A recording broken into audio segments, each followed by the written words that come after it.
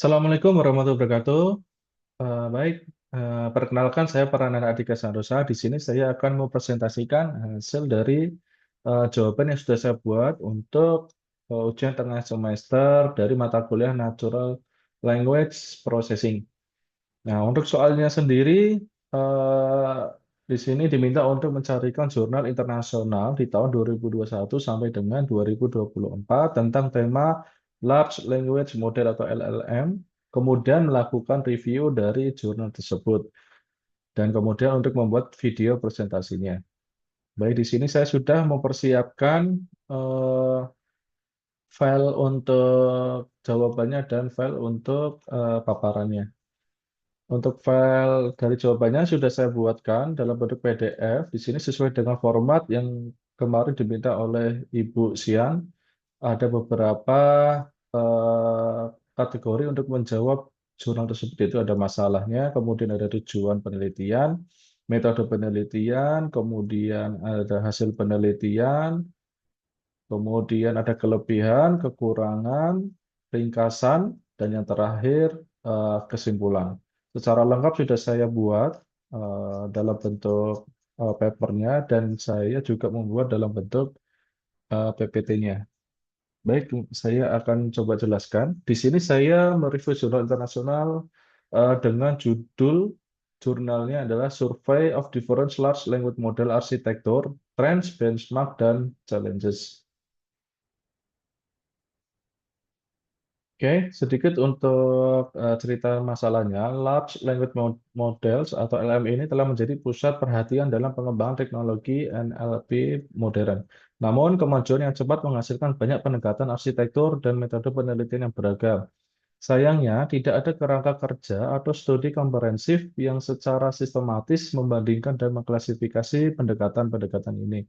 Hal ini menyebabkan kesenjangan pengetahuan dan menyulitkan peneliti baru maupun praktisi dalam memilih strategi yang optimal.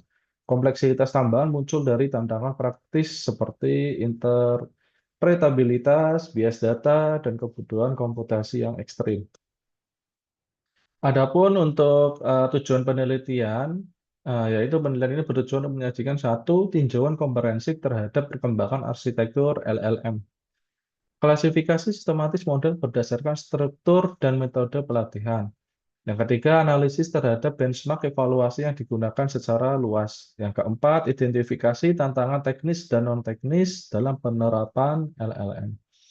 Yang kelima, menyediakan fondasi bagi peneliti dan praktisi untuk eksplorasi lanjutan.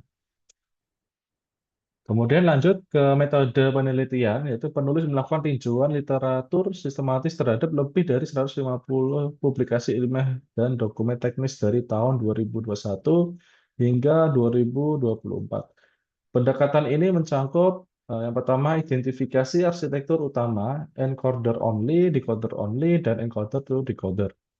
Yang kedua, studi terhadap teknik pelatihan seperti transfer learning, fine-tuning, dan Enforcement Learning from Human Feedback atau RLHF.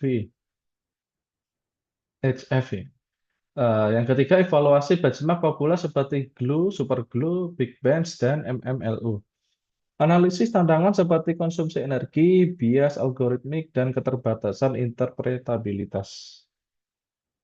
Hasil penelitiannya ada pun, yaitu yang pertama, tiga klasifikasi utama arsitektur, encoded only, contohnya seperti BERT, decoded only seperti GPT, dan encoded together seperti T5. Teknik pelatihan terbaru mencangkup supervised fine-tuning, RLHF, dan penggunaan data sintetik. Yang ketiga, benchmark digunakan untuk mengevaluasi performa pada berbagai tugas NLP. Tantangan utama meliputi biaya komputasi dan emisi karbon. Yang kedua, keberadaan bias dan diskriminasi dalam data. Yang ketiga, masalah hallucination dan kurangnya interpretabilitas. Yang keempat, ketergantungan terhadap data dalam skala besar. Adapun kelebihan dan kekurangan dalam jurnal ini memiliki kelebihan yang pertama, yaitu struktur yang komprehensif dan mudah dipahami, relevan dengan tren terkini dalam pengembangan LLM.